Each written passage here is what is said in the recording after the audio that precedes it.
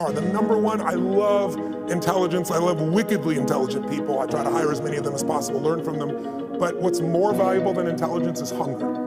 You find, if you look at what's the common denominator between Richard Branson, Mark Benioff, you give me your list of whoever it is, I guarantee if you dig underneath, their hunger has never gone away. Some people get hungry because they got a goal to achieve something or get in a swimsuit by a certain date or some stuff, but that's not an identity change, right? These are people that are like myself. I'm hungry today at 57 more than I was at 26. I feel in me. And when I say hungry, I'm hungry to contribute, to learn, to grow, to make a difference. I'll never settle less than I can be or do or share or give or create. And everyone I know that's successful, that's the driving force. Because with that hunger, you can get the skill. With that hunger, you can figure it out. There are a lot of very smart people who can't fight their way out of a paper bag in a pragmatic way. So let's get into an issue that I think hinders a lot of people on their road to success, getting the momentum. Yes, can I show the little graphic here for a second? So this is so simple, and I think you'll all find it useful. Can I just ask all of you, what do you think the potential is for any human being to live the life they want? What would you say? Okay, two people said unlimited, everybody else is quiet. How many would agree it's really unlimited? Potential, at least. If you do, give me a yes. Yeah. So if our potential is unlimited, the question is, do most people's results in life reflect their true potential? Would you say yes or no? No. Absolutely not. Why not? You tell me. Well, a lot of people say because they don't take action. I kind of led you with this, right? Yes. But you could be a salesman and you can knock on 100 doors and say, you don't want to buy anything from me, would you? You may not say that verbally, but your fear, your emotion can do that. Somebody's going to buy from you out of pity. So a lot of action's helpful, but if you're not certain it's going to work, you won't execute. That's when people say, I tried that. And whenever you say I've tried that, I know they didn't do the right thing. So I created this graphic, and you might want to jot it down, those of you at home or yourself. These 4 words: potential, action, results, and then belief or certainty. And here's how they work in a circle. Our potential's amazing, but if you don't believe something's going to work, if you've tried to lose weight before and you tried to diet and it didn't work out well, you don't feel certain anymore, and you're also fearful of failing. So when you're uncertain, do you tap full potential, yes or no?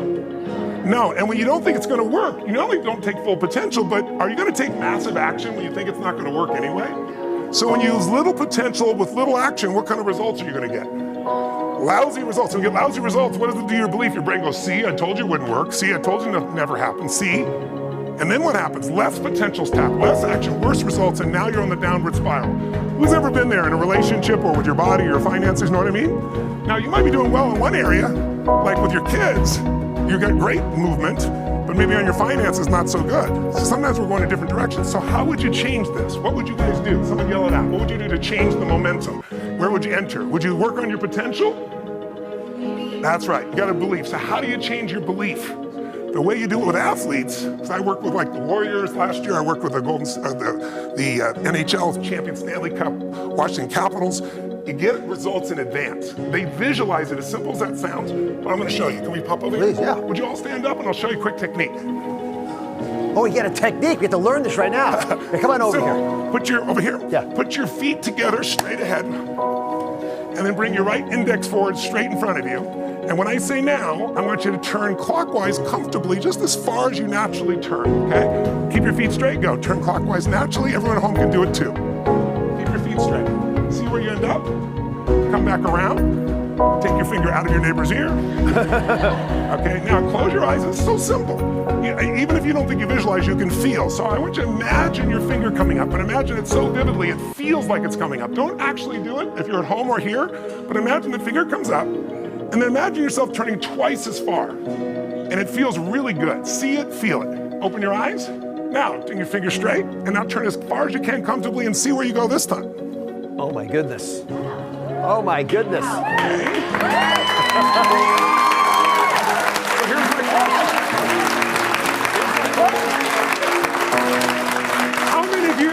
How many of you went significantly further? How many went at least 25% further this time?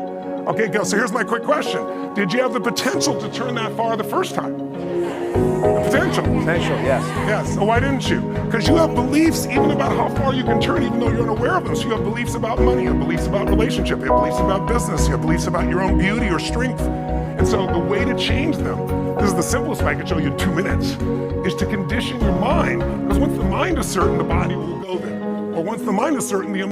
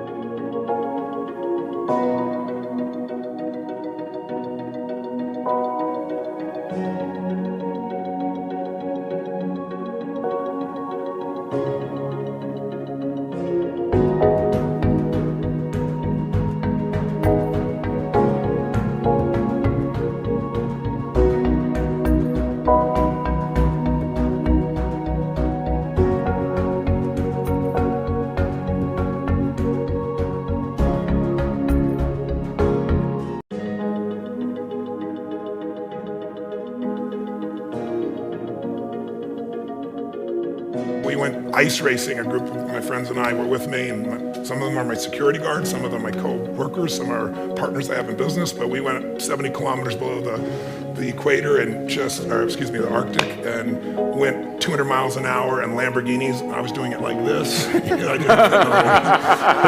love that you said you're stuck and you did this versus like going to a spa and getting pedicures. Yeah, like going through that shit. So, so I was able to squeeze in a Porsche, and if you can imagine 200 kilometers an hour on pure ice on a lake that's frozen, as fast as you can drive. And the beautiful thing about it is, like, most people have fears, and I've learned to make sure I give myself enough fear to stay intelligent. But here you didn't have to have it, because when you wrecked, you just went straight into the snow. It was just incredible. So, but we do crazy things together. We have a blast together. We laugh, we cry, we see the impact. And to me, there is no dividing line. And for my kids, like all the work we do feeding people, my youngest son, Jarek, when he was 5 or maybe 6, probably 5, we would go, and even in the early days, I was feeding families, and I'd take all my friends, and we'd build these baskets up, make them great, and we fed all the families. We had some food left, some baskets left, so we went to this place in Oceanside, this park, and there was a man lying on the ground in the toilet area, covered with a bunch of pieces of rags. And so, I gave it to my son, and I said, come on, he could barely hold the thing, it was so big. I said, can I help you? Give this to this man. He goes, and so he set it down next to the man. All of a sudden, the man jumped up and grabbed my son's hand, and I jumped, my son jumped, and then he just did this. And he put it down. My son is 31 years old now, 32 years old now. He's just gotten married. He was working on kids. His entire life is about contribution. He's got a heart this big. He works his ass off, but he does it in a way that's so fulfilling. And his wife travels with him, and they have this great life, and he doesn't have to pick between work and mission, and he's not burnt out, and he's probably been to 100 countries, and I'm proud.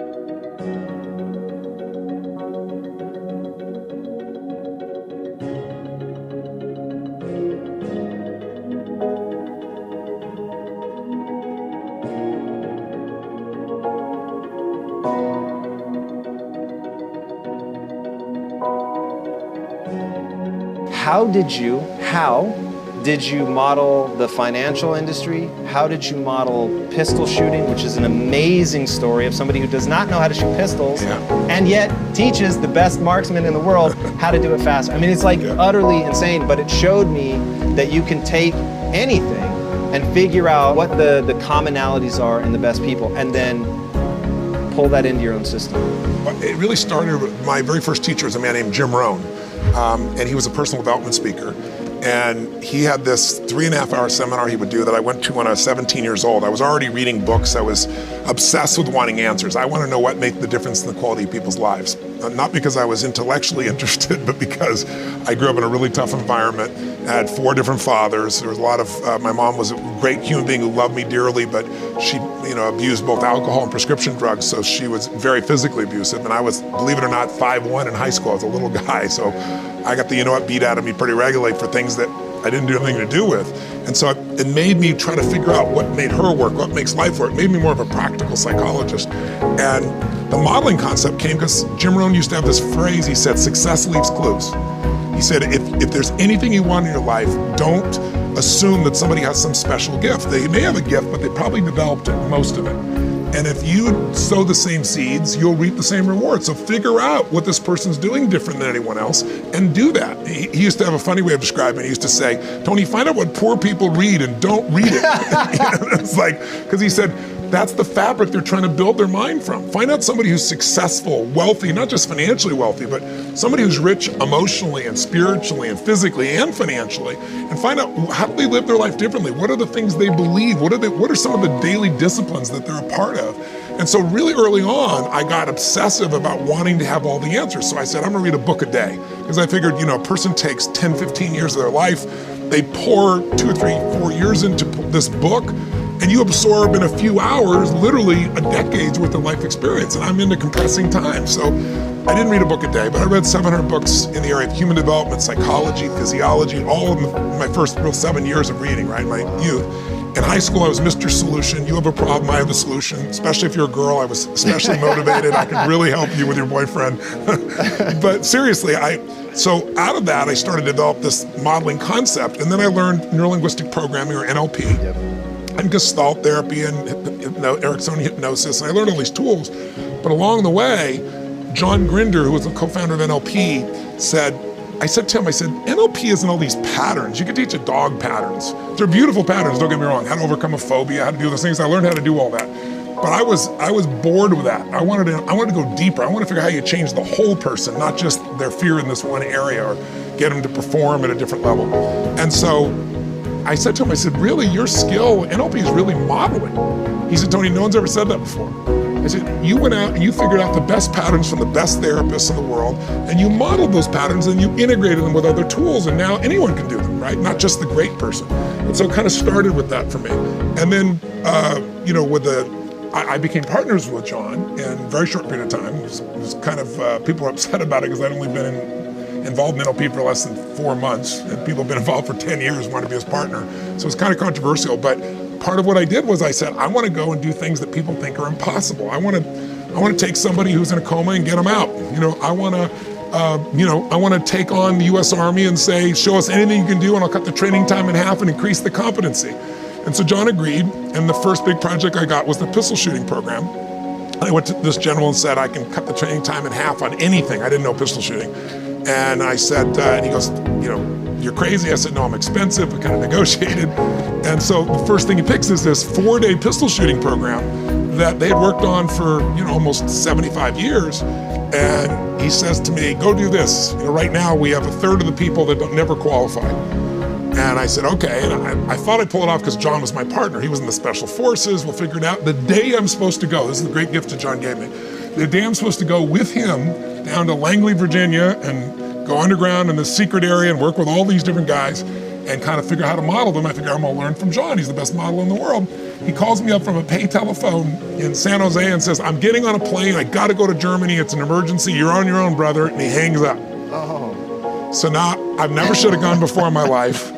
I look like I'm 13. I was 24 years old, right? But I look like a little kid. I have such a young face. And I go meet these guys who've been shooting 24 years, or one guy. One was the best shooter in the armed forces as a whole. One was the best in the Army, and one was the best instructor.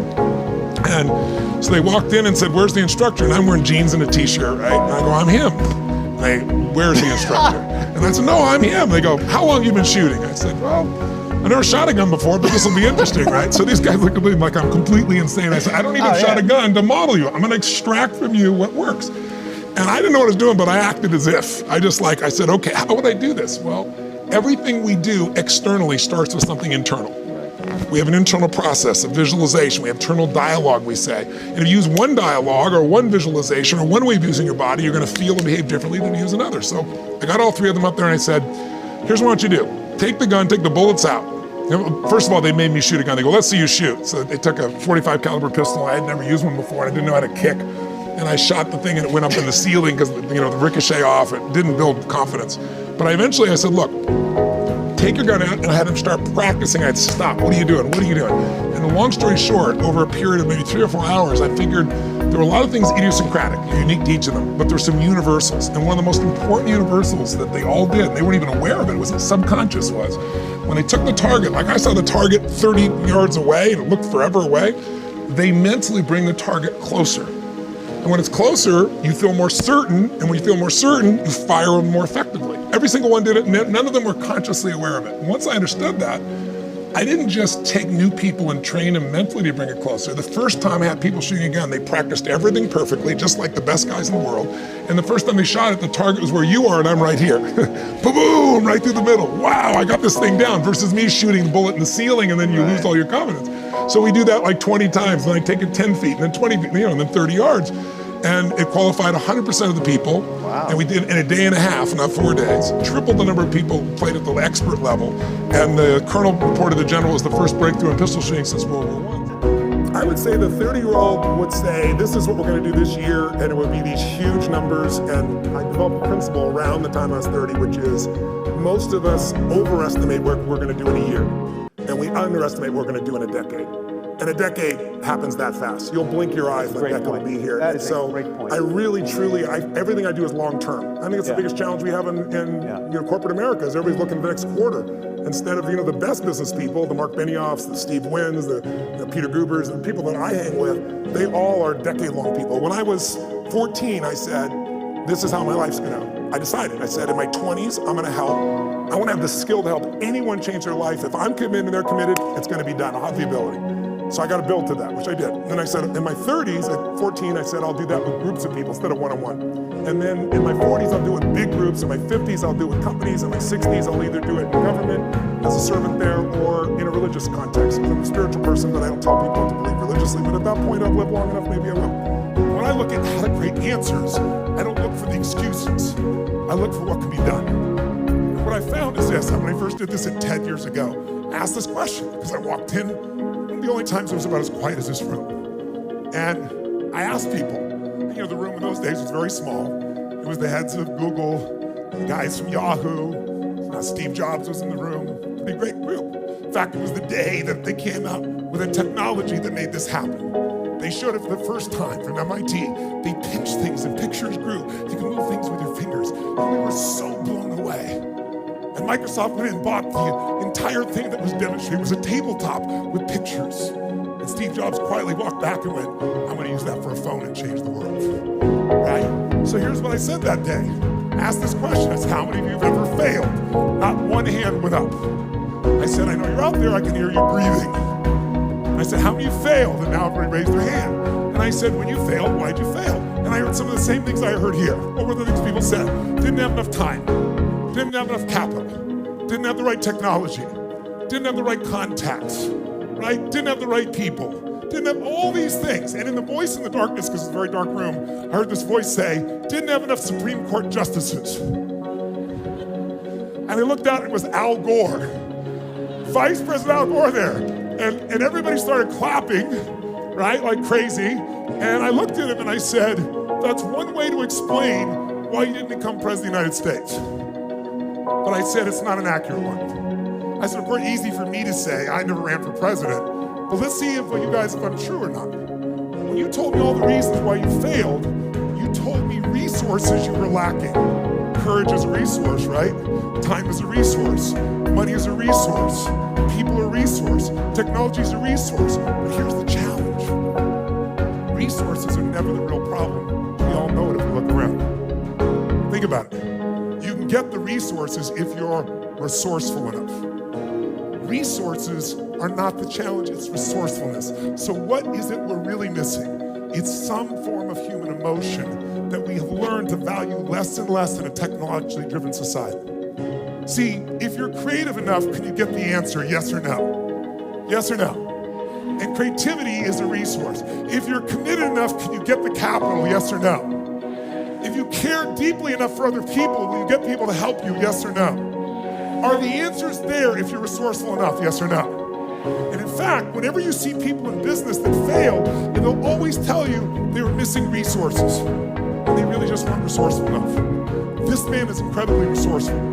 I'm resourceful. Every person that I work with has gone from nothing to a billionaire, and I've interviewed 50 of them just in the last 4 years to give you an idea, which I gave you that book. I'm not going to talk about that. I just want to give you a gift, because I literally spent 4 years of my life interviewing these people. And none of the people I interviewed were from the Lucky Sperm Club. They all built it from scratch. They did it by doing one simple thing you got to do in business, which is finding a way to do more for others than who? Than you, yourself, but more than anyone else in the industry. You got to find a way to add more what? And when I did these interviews, one thing that came across when I was doing this is these people just took no excuses. They knew they could get the resources if they were resourceful enough. So what are the ultimate resources? Creativity, joy, love, determination, flexibility. With those things, there's nothing we can't get. Who agrees with me on this? Say aye. And then I turned back to Vice President Al Gore and I said, so I heard you say you didn't have enough Supreme Court justices, but last night I watched you give a speech, and he gave his inconvenient truth speech for the first time, and he was so passionate. Al Gore was passionate. It was an amazing thing. I'd never seen it before, and I said to him, I've never seen you that passionate ever before. I said, I watched the debate between you and George W. Bush, and I wanted to vote for you, but I couldn't. You just didn't have the energy. You kind of had an attitude. I said, you were not resourceful. I said, it never should have come down to justices having to make that decision. It's because you were not resourceful enough. And there was this pause in the room, and all of a sudden everybody stood up in Democratic Northern California and started clapping like crazy. And Al stood up and came by and gave me a little high five, a little hug. And afterwards they said, get him run for president again. I said, no. But the point is, it's resources. High energy, two high energy people, what kind of relationship are they gonna have? If they're both feeling great, what's the relationship gonna be like? Come on, tell me. Are they gonna deal with challenges in a great state, yes or no? So our state is the most important thing that influences our capability, our results in life. Lots of people have capability, but activating it comes from energy. When you are energy rich, you have a different life. The higher the energy, the more things can get done. If there are problems in your high energy state, can you solve them quicker? Yes or no? And what if you got two people in a medium, like okay state? It's not even about each other, so their life is kind of okay. What's the relationship like? Come on guys, what is it? It's okay. What if you got two people in a crappy state, in a lousy state, and they love each other? What's still gonna happen? Tell me quick. It's gonna be a lousy relationship. You're gonna have pain, you're gonna have problems. That's also true in business. The more energy you have, the more things can be organized quicker, faster, make it happen. You can solve problems. When you're energy poor, even smart people don't maximize. And the problem is in our culture today, because of technology is starting to condition us instead of us just condition the technology. Today, we sit so passively. If you walk into most businesses today, everybody's in a deep trance, and you can see it because there's very few rooms that I walked in that are as dead as this one was when we started here. And yet I know you're not dead, you're the peak of performers in the world, but we're internal when I say that. And there's nothing wrong with being internal, but there are times we gotta be externalized to make it work. Who's with me on this? Say I. And so what I'd like to do is let's see if we can do something a little different, because what we don't want to leave here with is have you come here, listen, hear those interesting thoughts and go on. We want to go home and make the shifts in our lives. Who's up for it? Say I. So to do that, we're going to do some unconventional things to get things moving in here so we have a different level of energy. So I'd like you to find somebody nearby right now, point at them and go, I own you. No, say it like you mean it. I own you. No, say it with more intensity. I own you. No, I own you. Now, when you say I own you, what you're really saying in that moment is, I am challenging you, you low energy person. And what we're gonna do is, where does energy come from, ladies and gentlemen? Someone tell me, where does energy come from? Food. Does energy come from food? How many of you remember last Thanksgiving, where you were last Thanksgiving? Yes, and at Thanksgiving, what'd you do? You had plenty of food, and after you ate everything in sight and said, I'll never eat again, and someone said pie, and you went, okay. Who remembers? And at the end of that, what did you do? Go for a run? What did you feel like after all that food? Tell me.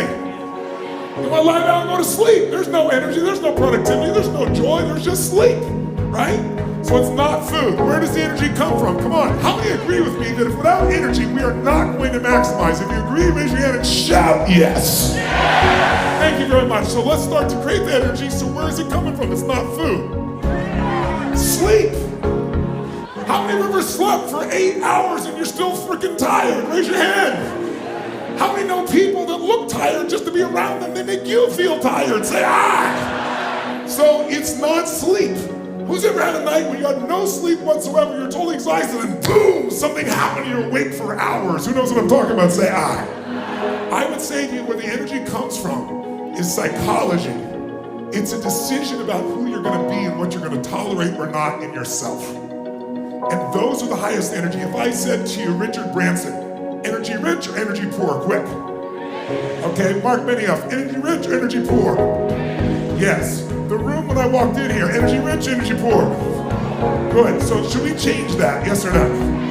Good. Then when I say point somebody and say, playfully, you tell them I own you, what you're really doing is challenging them. And I want to see if you can do something fun. I do this with the best athletes in the world, presidents, you name it. Sounds crazy, but what we want to do is we found that you can change your energy just by changing the way you move for a few moments, if you decide to.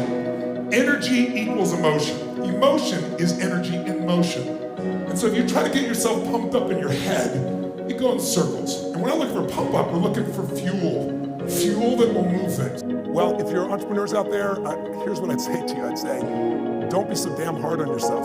I know that sounds counter to being an achiever, but when you're beating yourself up, you're sucking out the energy you need to move forward. It's kind of like, I always tell people there's so much energy, and I've built mine. I do a lot of things to build my energy to be incredibly strong and have really strong endurance, because to me, energy is life. If you don't have strong energy, you're not going to do anything. But even after we look at that energy, it only goes so many places. So if your energy is being caught up, if you take energy in a business and you pour it into external marketing, going out and reaching people and adding value, that business is going to grow. But if there are inner conflicts in that business between people, then the energy is being sucked in here and less energy is going out there, the business is going to have problems. That's also true of you. If you allow your disappointments to create these inner conflicts and fears and you let them run wild within you, they're going to suck the energy out. You need to go to the next level in your business. You have to discipline your disappointment now. You know, mine is the 90-second rule. So watch this, try something real fast. Look around this room, I'm going to give you a test. Look around this room and see everything that's brown. I'm going to test you in a moment. Look behind you, look around you, look at clothing, look at people, look at anything that's brown. Brown, brown, brown, brown, record it in your mind. Close your eyes. Now, with your eyes closed, tell me everything you saw just now that was red. If you see more brown than red, say I. Open your eyes, look for red now. Really look for red. Look for it anywhere you can find it. Look around you, look beside you, look in front, back. How many found more red this time? Raise your hand if you did, say I. Why did you find more red this time? Because you told me to. Seek and ye shall find. But here's what's amazing. Seek and you shall find even if it's not there. I'll prove it to you. How many saw beige shit, called it brown just to feel successful?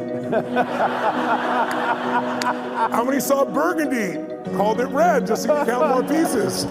So if you think you're a jerk or someone else is a jerk, you're going to color it, you're going to change it, you're going to find the jerkiness in them, you're going to find the jerk in you. It's really important that you manage your mental and emotional state, because you are the business. If you are the leader, your responsibility, your job, your opportunity, your privilege is to be able to truly lead. And you cannot lead if you're living in fear. You cannot lead in a place of constant uncertainty. We all have uncertainty at times. But if you watch an athlete go out to shoot a free throw, or a kicker in the NFL to go kick the ball, how many have seen that person? They're about to kick it, they're about to shoot it, and you go, they're gonna miss it, and you know they're gonna miss it. Who's experienced this before? How did you know? You can see in their body that they're missing the core ingredient, absolute certainty. You can have the great skills in the world, but when you lose that certainty, the athlete goes down. That's usually when I get the call. I gotta rewire them and get them back where they can execute at that level. So be kind to yourself, as corny as that sounds. Not to be kind to yourself, but so there's more energy available to solve the problems and to build the business and to meet your mission. Because the time you're beating yourself up, you're trying to prove to yourself you really care, but meanwhile what you're doing is sucking the energy out of your growth. I had somebody who embezzled some money when I was a tiny company, like when the company was $3 million. And the guy embezzled $250,000, and I was $758,000 in debt and thought I was in profit. And in those days, everybody told me I had to go bankrupt. And I remember I was just like so angry. There's so much anger because my business was like my child. This guy tried to kill my child, you know? So I was chasing him into Mexico so I could beat the hell out of him and put him in prison. And then I realized in the middle of this stuff, I gotta let go of this, because while I'm busy being angry and pissed off, the business is gonna go under. I'm chasing birds. What am I doing when I catch the bird? I gotta focus on how to add the value. And so take your energy, that's all you have in this life, and invest it in the things you love. In those you love, in the mission of your business, and in your clients. If you fall in love with what you do, who you do it with, and who you do it for, there'll be no limit to your impact. But you gotta be willing to do it for decades, because it's all bullshit. Maybe you'll hit the lucky thing and it'll happen in 12 months. But even if you don't, even if you did, you know, I got a friend who's one of my partners in the LAFC and so forth, you know, Chad, who started YouTube, for example. $1.6 billion in what, 18 months, 24 months, that type of thing. It's not always the best thing. Because ultimately in life, whenever you meet people who have succeeded, almost always we talk about the toughest times and laugh and remember, because in order to have the foreground, you need a background. And to appreciate the foreground, you need a background. So I found that the most difficult times have been the best times, because they've made me appreciate what my life is like today.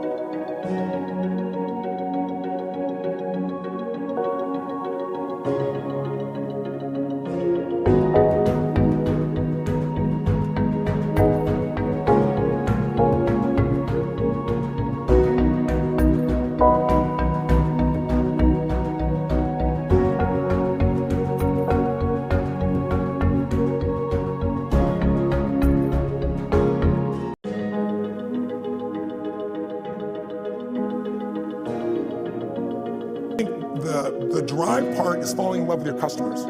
I love people. I've always loved people. And I hate suffering because I've suffered. And I love to light people up, and not just light them up, pump them up. I love to have them have a skill, have them a tool, have a system. You know, when I do my boot camps each year for our business mastery programs, I guarantee everybody there on the day one, you'll have $1 million of value in your opinion, or we'll give you, keep all the stuff you got and we'll give you your money back. No one ever leaves, because I know how to add that value in the business for those people. So I think the drive is the biggest mistake I think businesses make is many businesses are started by people that you built the product you love. And that may still be true for you.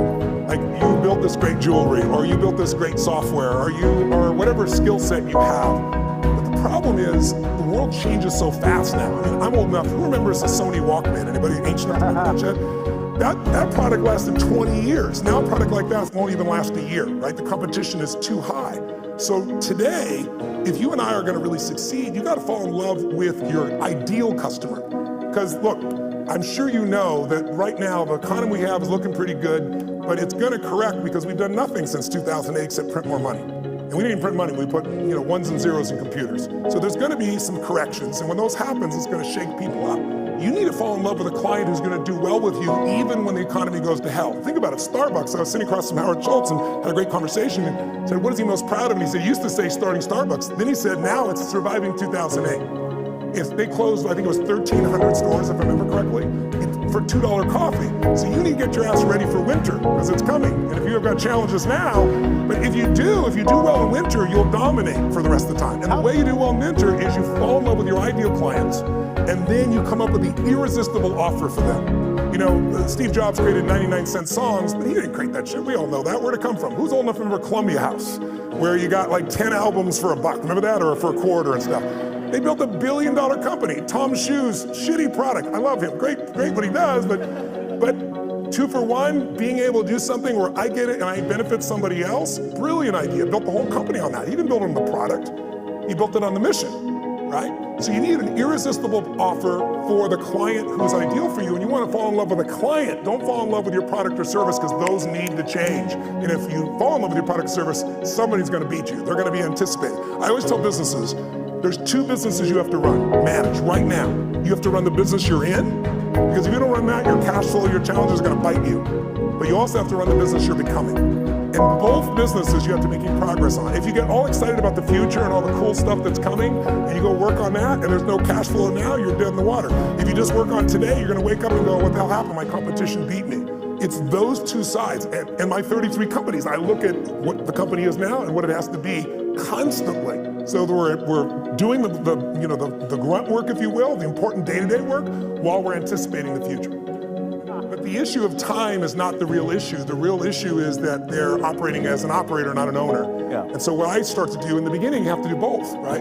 But what I start to do is show them how you have to be able to break off and get other people to do things. But more importantly, I teach people. I do a 5-day boot camp. I call Business Mastery a couple times a year, and we bring in businesses from all over the world, literally. And we have people just starting a business, and we have people with businesses that are doing $1 billion, $2 billion, $3 billion. And what you find is that there's a common pattern amongst all these group of people where they find themselves, if it's a small business, they do everything because they feel like they're the only one who can do it, or they tried someone else and they failed. Well, that happens in every business. You have to begin to leverage yourself, or you're just going to be self-employed, and you'll never have the scalability. A business is a system that adds value even when you're not there.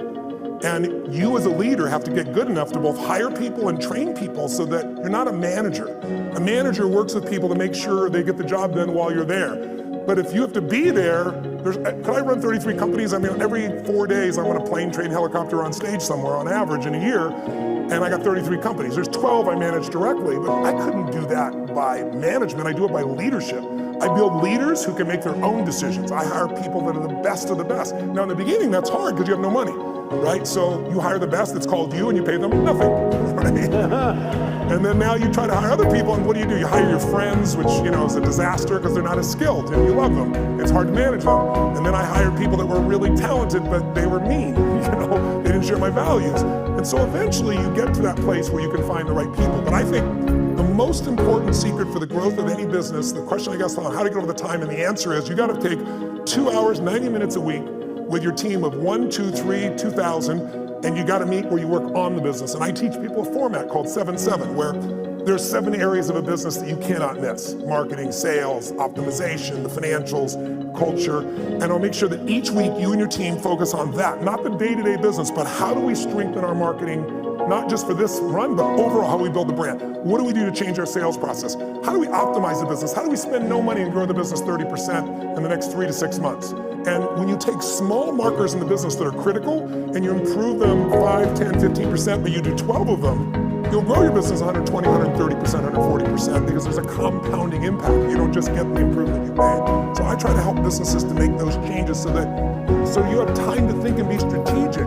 Because if you're just running, how many of you are stressed? I'll be honest if you would. Today, being here and not being at your business, how many feel some stress in your business being away even for a day? Okay, write down, I'm a business operator, F that, right? I'm gonna become a business owner, you've gotta be. The most important decision you can make above any on the face of the earth is deciding that no matter what happens in your life, no matter what happens, you're gonna live in a beautiful state. And what the hell does that mean? It means that you're not gonna suffer. It means a beautiful state is that you're gonna be happy, but that's only one. Or you're gonna feel creative, or you're gonna be passionate, or you're gonna be in awe of something, or you're gonna feel love. Any state that's a beautiful state is really the core essence of who you are without fear, right?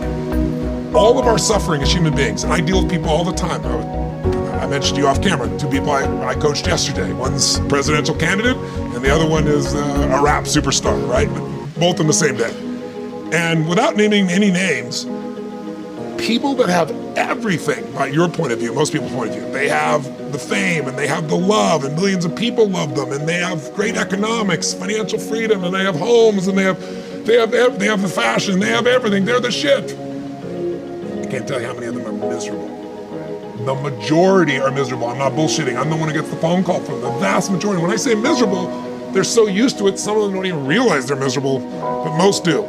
They get in a place where it's like, how do I keep this up? How do I keep outdoing myself? How do I built these 32 companies, how to keep all 32 going and make them all grow every single year. And that's not how life is, right? And then they worry about what will people think, what will they do? So the decision to say, I am not gonna suffer, that if suffering arises, pain's one thing, suffering's another. Suffering is when you're like, I'll give you an example. A friend of mine is a very famous Indian industrialist and billionaire guy. And he just recently took a sport in India that's been around 2,000 years that almost every village child plays, and he turned it into a professional sport. No one had ever made a professional sport 2 years ago. He invested, I don't know, I'm making the number up, $20 million in it. In 2 years, the sport is so successful in India that 500 million people watched the finals 2 months ago. 500 million people, right? So 500 million, that's how it is in India. And people are saying this is gonna be as big as, for them, cricket is the ultimate thing, right? The biggest cricket. So his team valuation, I'm making the number up, I think it's gone to like $500 million in 2 years from, $25 million. And his team is number 2 in the whole world, right? He's got these great players. So I'm with him, and he gets a phone call. And he's just got done telling me about this great success and where it is and how proud he is and how everyone goes to the games and people are so thrilled and it's just become this movement in India and he created, he's so proud of it. And he gets this phone call, and the phone call is from his management team telling him that one of his competitors has just offered 4 times as much money as he was offering to his top 3 athletes, who are the core of his whole team. And of course they all took them, right? And he was so angry. He was like, I can't even believe this. These guys were working in shops and I brought them here and I made them a star on national television and they have no loyalty to me. And he's suffering. And the way you suffer is you focus on yourself. Suffering comes when we obsess about ourselves, what we're getting or not getting, what we should have done, what others should have done for us. It's the me, me, me, me, me game. You, my dear friend, and I say this with no blowing smoke, your primary core is a giver, which is why you're prospering. You're not the me, me, me. You're like, how do I give more, do more, share more, create more? How do we do a better job for our clients? How do we do a better job for our internal customers who work with us, our partners? Your entire life is that. That's why you're prospering. And you're not feeling suffering. But when you do suffer, and I promise you do, you correct me if I'm wrong, it'll because you're worrying about something in the future. How's this gonna happen? Will this come together? Suffering can be worry, it can be anger, it can be frustration. It's anything that takes you out of a beautiful state. And here's what people don't get. You can end suffering by stop focusing on yourself and focus on something you want to serve greater than yourself. Your children, your wife, your mission, your life. You can get out of it in an instant because the nature of the human mind is to constantly compare things. Your mind, your brain is a 2 million year old device and it is not designed to make you happy. It's designed to make you survive. Right. And that's why it's always looking for what's wrong. But it used to be what's wrong, a saber-toothed tiger so I can protect myself. Now people are worried about what people think about them or do they have enough money when 2/3 of the planet lives on $2 a day and you're making $38,000, you're rich. The poorest of the poor in our country are considered rich. I'm not saying they should stay that way, but you can only build on success. And so my view is, if you're watching, if you're listening to this, my goal would have you consider something. Life is short. We don't know how short it's gonna be. But if you only had a week to live, I bet you wouldn't allow yourself to suffer over little crap that makes you crazy normally. I think you would probably spend time with those you love, you would do what you love, you'd take awe in a sunset, you'd smell the air, you would take in everything in those final moments that you possibly do. So my thing is, why wait? Right? Why wait? Why not just decide that if I start to suffer, I know the solution, because suffering is me obsessing about me. You might say, it's not me, I'm worried about my kids because they're not doing well. No, you're worried that you haven't done enough for your kids. It's about you still, right? Yes. You know, you're worried about what was done or what you should have done or what shouldn't have done. And you can end that in an instant by becoming aware of it and saying, I have made the most important decision of all. Right. I'm gonna live in a beautiful state. Because here's what's gonna happen. Anybody watching, you may lose a family member, you probably will. Somebody may get cancer. Your business the government might change the rules. They might change things radically that you can't even do anything about it. You might go bankrupt. You might get divorced. I'm not saying anybody will, but no one knows what's gonna really happen in your life. Life's full of uncertainty, but here's what you can know. You can decide that no matter what happens, you can have a great time. If somebody like Viktor Frankl can be locked up in Auschwitz and come out of that and experience finding joy in the middle of Auschwitz, then human beings have a capacity they've undersold themselves on. We think that the outside world determines how we feel. If people have to behave a certain way, if your husband or your wife or your kids or your coworkers or whoever, your boss, has to behave a certain way for you to be happy, and if they don't, you're unhappy, then you're always gonna be unhappy, because the more people around you, the more they're gonna change that, because they're all human, right? And if you have to be a certain way to be happy, you're gonna violate it too. So my invitation is, as great as it is to achieve, more important to enjoy. And if you can enjoy every moment in that state, when you're feeling loving and playful and passionate and curious and awe, you treat other people 100 times better than when you're feeling frustrated, pissed off, overwhelmed, worried, stressed, or feeling sorry for yourself. You're gonna be a better parent, you're gonna be a better lover, you're gonna be a better business person, you're gonna have a better life. So my soliloquy is, decide. Decide today. And actually say, what if I cut it off? What if I said, I'm not willing to settle and I'm just gonna live in a beautiful state? Doesn't mean you won't feel bad, it doesn't mean you won't stay there. You instantly change. That's doable. And I'm on a mission to help people end suffering.